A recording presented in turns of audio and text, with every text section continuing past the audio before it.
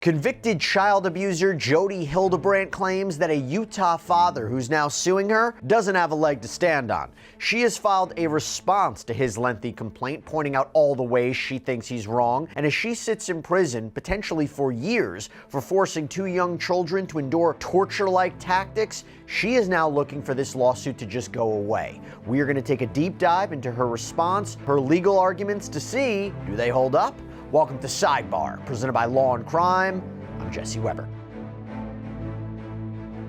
Jodi Hildebrandt, the eventual business partner of YouTube family vlogger Franke, turned convicted felon after she pled guilty to abusing two of Franke's youngest children, she's fighting back, at least in the civil arena. Let me provide you a little bit of context about what we're talking about here. So, Jodi Hildebrandt, she hit the ground running with ConneXions Classroom back in 2012. This self-help life coaching program reportedly aimed to help people improve their lives, their relationships through one-on-one and group therapy, classes, workshops, all that. Now, these sessions and materials sometimes apparently cost thousands of dollars.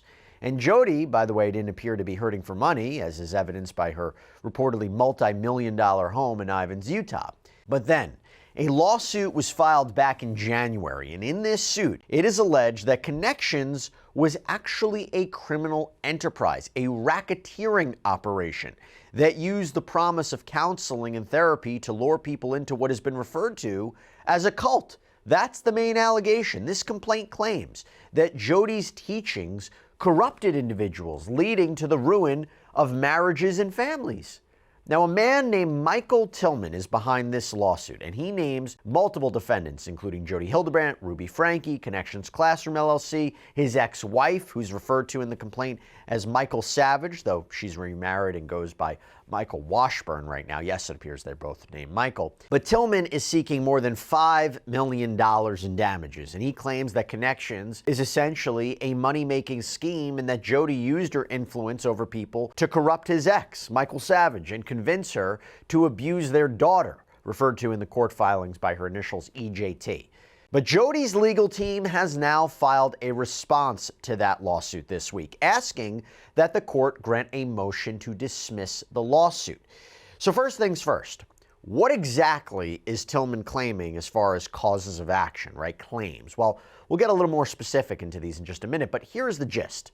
Violation of federal RICO statute, conspiracy to violate the federal RICO statute, fraudulent non-disclosure, fraudulent concealment under Utah law, and negligent non-disclosure. So we're going to dive into the main arguments made in the filing, and it can get a bit complicated legally, but you're in the right place. We'll try to simplify it as much as possible, because here's the deal. This gives us an idea of how Jodi might be held accountable in civil court and what arguments may not fly. By the way, let me just tell you, a little bit later on, we also have a response from Franke behind bars. We're going to get to that. The filing begins. Come now, the defendants Jodi Hildebrandt, an individual, and ConneXions Classroom LLC, a Utah limited liability company, by and through their attorneys of record, Adam C. Dunn of the Dunn Law Firm, and hereby submit this motion to dismiss. So the filing lays out several arguments for why they are saying Tilleman's complaint doesn't hold water. But here is the main crux. Quote, his allegations under non-disclosure are that defendants did not disclose their fraudulent enterprise. Regardless of the plaintiff's characterizations, at the core of the complaint, the plaintiff basically asserts that 1,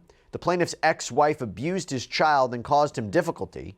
2, Hildebrandt abused two children unrelated to plaintiff.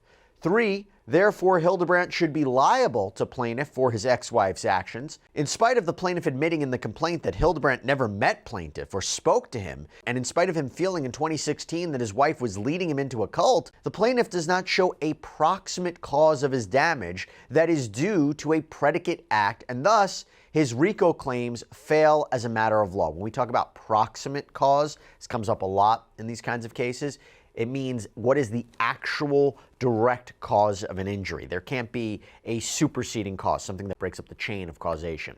I want to give a quick shout out and thanks to Morgan & Morgan for sponsoring today's Law and Crime YouTube takeover. So Morgan & Morgan is a firm with over 1,000 attorneys. You know why? Because they win a lot. In the past few months, Morgan & Morgan secured a $9.3 million verdict for a car crash victim in Florida, a $5.6 million verdict for another car accident victim in Atlanta, and not to mention $1.8 million in Kentucky after insurance offered them a mere $5,000 in that case. And even if you think your case isn't worth millions of dollars, why not start a claim and fight for what you deserve? You can start a claim from your phone in just 8 clicks. So if you're hurt, if you're injured, visit forthepeople.com/YouTube takeover or click the link below or scan the QR code on screen. So let's talk about RICO for a second. Now, we have talked about it a lot in relation to the Sean Combs case in New York, remember the Young Thug case out in Atlanta, and in those cases, criminal cases, prosecutors allege that the defendants committed certain overt acts like robbery, bribery, trafficking to further their criminal enterprise. Basically, they and others were allegedly committing crimes to support their organization, whether that be a business or a gang or what have you. And that is what Tilleman is accusing Jodi of doing essentially. Running a criminal organization and committing underlying overt acts like wire fraud to make money or improve her status among her followers, right? But Jodi's response says, look, the arguments that are offered up in Tilleman's lawsuit, they're not enough to prove RICO. And she says, actually, he's just upset about the results of his contentious divorce and custody battle and is trying to use his lawsuit to further his own questionable goals. Going back to the response, it reads, the injuries specifically enumerated by plaintiff under the complaint arise from the purported domestic, marital, and parental abuses by his former wife, Michael Washburn, referred to by plaintiff as Savage, which transpired between 2016 to 2020. Furthermore, the large number of allegations in the complaint of wire fraud are mere generalizations and do not contain any factual enhancement or specificity showing the alleged fraud is the actual proximate damage of the plaintiff. Moreover, even assuming that plaintiff's injuries were proximately caused by a RICO predicate offense, the complaint, taken as true and disregarding conclusory statements, show that plaintiff's injuries took place outside the relevant statute of limitations, meaning it's too old, it's time barred. So Jodi is basically saying, look, you haven't provided any sort of concrete evidence or pled with specificity that I committed wire fraud, especially in furtherance of a criminal organization, and even if you did, it wouldn't matter because the statute of limitations has run out. And there's also a footnote in this section of the lawsuit that points to one of Tilleman's alleged motivations for filing the suit, his loss in divorce court, which we're going to get into later, but it reads, in the appellate court opinion, a copy of which is attached here too as Exhibit A, the Utah Court of Appeals found that the trial court's findings were sufficiently supported by evidence that his reports of abuse were vexatious and were calculated and designed to harm mother, is supported by the sheer number of reports father made that never resulted in criminal charges being filed against mother or in DCFS taking enforcement action against her. Several different agencies all investigated mother, and each investigation produced the same result. Although, as father points out, they could not conclusively rule out the possibility that mother abused child, the many investigations did not produce sufficient evidence of abuse to cause intervention by the authorities. After multiple reports of such injuries to various authorities and medical professionals did not produce the desired intervention, it was not unreasonable for the court to find that father's primary motivation in continuing to file such reports was his desire to harm mother. Okay, that's significant. Now let's dive into this just a little bit more, because here is the first argument that Jodi makes in her filing. Number one, the Supreme Court has established that in order to survive a motion to dismiss under Rule 12b-6, a complaint must contain sufficient factual matter to state a claim to relief that is plausible on its face. By the way, just a little inside baseball here. When I went to law school, it's like the first thing you learn is Rule 12b-6 motions. And basically under this standard, and this is what it says, facial plausibility is achieved when a plaintiff pleads factual content that allows the court to draw the reasonable inference that the defendant is liable for the misconduct alleged. The factual allegations must be enough to raise a right to relief above the speculative level. Okay, in other words, if we take everything you assert in this complaint as true, is there even a viable legal claim here? Did you plead enough specificity for a claim? Have you pled the elements of the cause of action properly? That is a very, very important hurdle to get over at the start of any litigation. So her basic argument is that Tilleman's claims of abuse, coercion, all of this, that it doesn't meet the legal standard for this to continue, and I'm going to get into why. So her second argument is plaintiff's civil RICO claim should be dismissed because the complaint does not show that defendants committed a RICO predicate offense against plaintiff or that his purported injuries were directly caused by said RICO predicate offense. In other words, again, failure to state a claim. When a court evaluates a RICO claim for proximate causation, the central question it must ask is whether the alleged violation led directly to the plaintiff's injuries. So in other words, that predicate offense wasn't even connected to the injuries that were allegedly suffered by the plaintiff and that they were a result of it. So Jodi's lawyers are saying that even if Jodi did commit wire fraud, that alleged crime wasn't really connected to Tilleman at all. So he wouldn't have a claim for damages. The filing continues, because the purported injuries suffered by plaintiff do not arise out of a predicate offense specifically defined by law, plaintiff's civil RICO claims should be dismissed.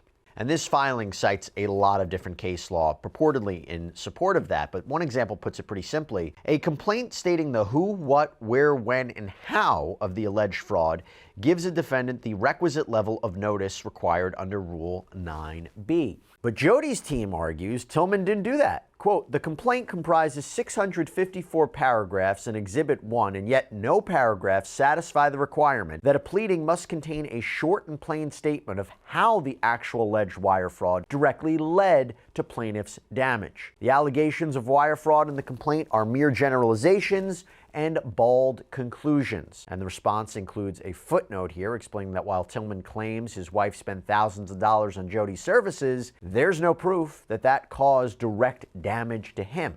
The one exception could be the argument that his wife spent $5,000 on ConneXions. Because the plaintiff never alleges that his wife didn't have his permission or otherwise spent those funds without his knowledge, which is not plausible based on other allegations in the complaint, it is believed that even this allegation cannot withstand dismissal. Further, it is presumed that the $5,000 was resolved in the divorce decree, and thus that damage is no longer a viable claim. Regardless, however, the funds were spent in 2016, and the plaintiff believed that the funds were being spent on a cult at the time.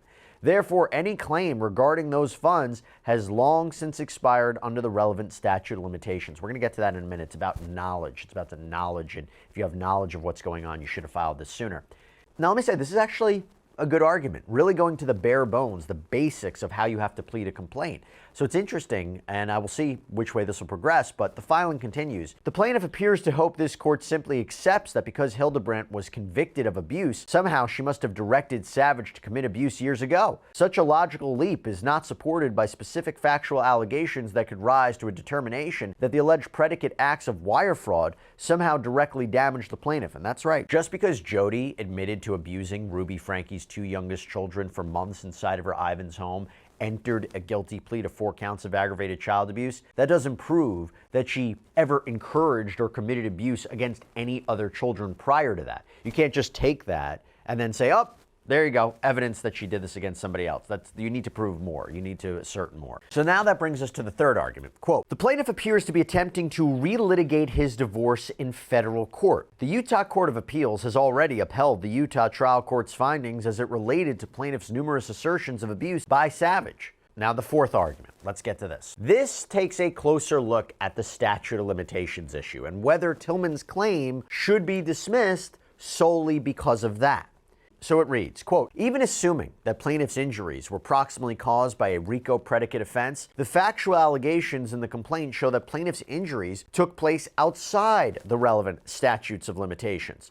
The statute of limitations for civil RICO claims is 4 years from either the discovery of the injury or the date the injury occurred, meaning that is the time frame by which you have to file a lawsuit. And by the way, there's a whole legal reasoning on why you have statute of limitations. A part of it's fairness, right? You want to give people the opportunity to properly defend themselves against these claims. It's better if they're brought immediately. They don't want it hanging over their heads for the rest of their lives. There's a reason that you have this. But here's what it says here. Plaintiff filed the instant case in January of 2025. Plaintiff's claims against defendants are entirely predicated on injuries or harm that he or EJT purportedly suffered at the hands of Savage that transpired between 2015 to 2020. Savage was involved with defendants since 2015.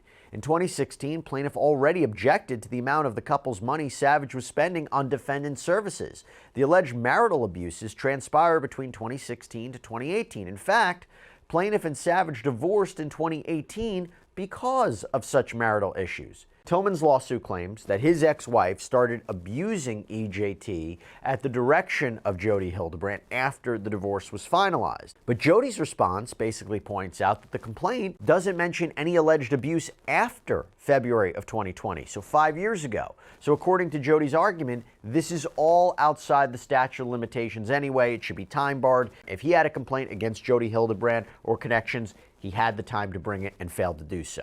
But this is very important. Whenever we talk about statute of limitations, there is another term that comes up. It is called tolling, and the document talks about that. So that is a legal doctrine that basically allows a plaintiff to pause the time running, pause the amount of time that has passed between an alleged offense or an alleged cause of action committed against them and when they file their lawsuit, okay? It pauses the clock. Now, the reasons can vary. One of the most common is that the plaintiff was a minor at the time of the alleged action, or it could be you didn't know what happened to you, you didn't discover this injury until later on. But Jodi claims that Tilleman's arguments don't meet the legal threshold for tolling. Quote, because of the expiration of the applicable statute of limitations, the only way that the plaintiff could maintain the present action is through the tolling of the statute of limitations. The plaintiff asserts that he was unaware of the illegitimate, fraudulent, and harmful nature of the enterprise until the arrest and subsequent sentencing of Hildebrandt and Franke in August 2023 and February 2024, respectively. However, that conclusory assertion does not toll the running of the statutes of limitations. As outlined above, plaintiff's alleged injuries or harm transpired in 2016 to 2020. Even assuming that he did not become aware of the illegitimacy or fraudulent nature of the enterprise until August 2023 and February 2024, the statute of limitations ran from the date of the injuries as outlined above, and not from the time he became aware of the purported illegitimacy or fraudulent nature of defendants. It's an interesting argument, although you have to wonder if Tilleman will counter that and say, the whole point of tolling is how can I be forced to sue someone I didn't even know was allegedly a part of this until I found out. Now we go to the fifth argument, and this specifically looks at Utah law. Quote, plaintiff also raises claims against defendants for fraudulent nondisclosure, fraudulent concealment, and negligent nondisclosure under Utah common law as his fifth and sixth causes of action, respectively. To prevail on a claim of fraudulent nondisclosure, a plaintiff must prove by clear and convincing evidence that the defendant had a legal duty to communicate information, the defendant knew of the information he failed to disclose, and the nondisclosed information was material. Without any direct relationship with Hildebrandt, there is no duty on the part of her to plaintiff. Indeed, a fiduciary relationship is not presumed in Utah. As such, plaintiff does not present any basis to claim that there exists a duty to disclose on the part of defendants. Even if he obtains some instruction from ConneXions, receiving instruction without meeting Hildebrandt cannot give rise to any legal duty to disclose anything to the plaintiff. And that's a really important point, and I think that might be one of the stronger arguments. But the filing concludes by saying that Tilleman is not entitled to any sort of exemplary or punitive damages because he doesn't meet the minimum for filing this claim. And accompanying Jodi's official response was another document attached as Exhibit A. And it's an opinion from the Utah Court of Appeals filed in 2024 in response to Tilleman's push to have his divorce judgment overturned. We talked about it a little bit before. In her filing, Jodi claims that Tilleman is filing this lawsuit against her and his ex in retaliation for not getting his way when it came to the divorce proceedings and a custody dispute over EJT, which evidently went on for years. So I kind of want to read you parts of that appellate court opinion because it gives you a better idea of what might have been at least part of the motivation behind such a big lawsuit and potentially could hurt Michael Tilleman's claims. At the very least, it provides perspective on this. So the opinion reads, quote, mother and father married in 2013 and child was born a little over a year later. In 2016, following a separation, father filed a petition for divorce. This was soon followed by mother's counter-petition for divorce. The trial court characterized the ensuing litigation as contentious and the parties as unusually accusatory, intransigent, and uncooperative. Now, as part of these divorce proceedings, the court said that Savage had requested that Tilleman get a psychological examination, claiming he may have been suffering from mental health conditions that could impact his ability to parent. And Tilleman filed his own request for Savage to get an exam too. Quote, the court found that although each parent has shown that they have the capacity and willingness to function as a parent to child, the difficulty lies in their inability to co-parent and properly interact with the other parent, particularly during drop-off and pickup, as well as when communicating about child. And the opinion talks about how nasty things could get between the two parents, with both of them being accused of bad-mouthing the other in front of their daughter. Quote, due to the high level of conflict, the court ordered mother and father to communicate through a third-party service that reviewed and, if necessary, edited and revised the messages they sent each other. The third-party service had to make substantial edits to many of father's messages and advised him that it would not send emails that are threatening. Because father also became adversarial with the third-party service, it withdrew and the parties had to find another communication intermediary. Really, really sad situation there.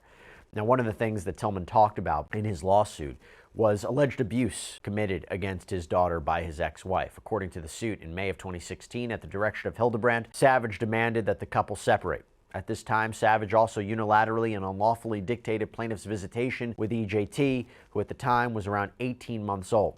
And Tilleman claims he was getting to spend very little time with his daughter and says there was a period when he didn't see her for weeks, so he officially filed for divorce.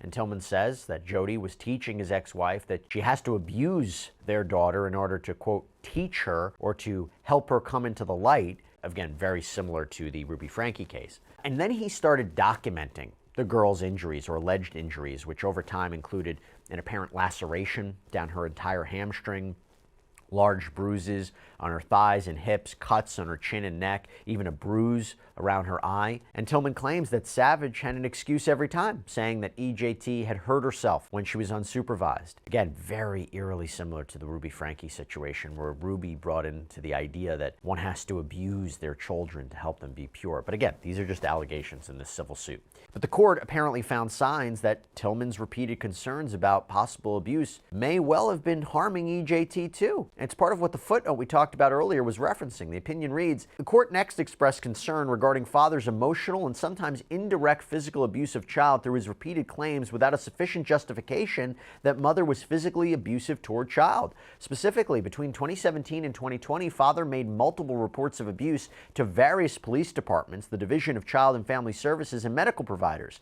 This exposed child to unnecessary emotional trauma and invasive physical examinations and never resulted in criminal charges being filed against mother or in DCFS taking enforcement action against her. When the agencies did not confirm his opinion, father became overly focused, argumentative, and belligerent and was unwilling to accept the many conclusions of DCFS. The court found that father's reports of abuse were vexatious and were calculated and designed to harm mother, and he either was not aware of or did not care about the emotional harm he was causing child through the conditioned filing of unsupported claims of abuse. Wow. So what happens next in this lawsuit between Michael Tilleman and the defendants? Well, earlier this month, Michael Savage, or Washburn, as well as Ruby Franke, filed motions requesting an extension of time to file a reply, and the judge granted Savage's request, giving her until March 28th, a week from today, to answer. And that request from Ruby Franke looked a lot different than the legal filings we're used to seeing. She's, of course, behind bars in a Utah prison for her role in abusing her children and seemingly representing herself in this civil action for now. She's requested multiple requests for time extensions due to her being locked up. In a letter filed with the court on March 12th, Ruby writes, in very clear handwriting, I, Ruby Franke, am asking for a continuance until I can find proper representation. I reached out to the contract attorneys provided by the prison and was told this matter is beyond the scope of their work. Family on the outside is actively reaching out for possible attorneys. I'm involved and eager to move ahead, but months, not days, are needed to secure counsel, give him or her time to review the complaint, and plan a course of action. To give an idea of the slow pace I'm confined to, it takes about 3 weeks for the prison to approve me calling a new phone number. It took 2 days to secure this white paper. If the court were not to grant me additional time to answer specifically, I hereby generally deny the allegations of the complaint. Thank you for the court's consideration. And to her point, her letter is dated February 22nd, but wasn't filed on the federal court website until March 11th, more than 10 business days later. So the judge has not yet responded to Ruby's request, but we'll keep a careful eye on what happens next. That's all we have for you right now here on Sidebar, everybody. Thank you so much for joining us. And as always, please subscribe on YouTube, Apple Podcasts, Spotify, wherever you get your podcasts. I'm Jesse Weber. I'll speak to you next time.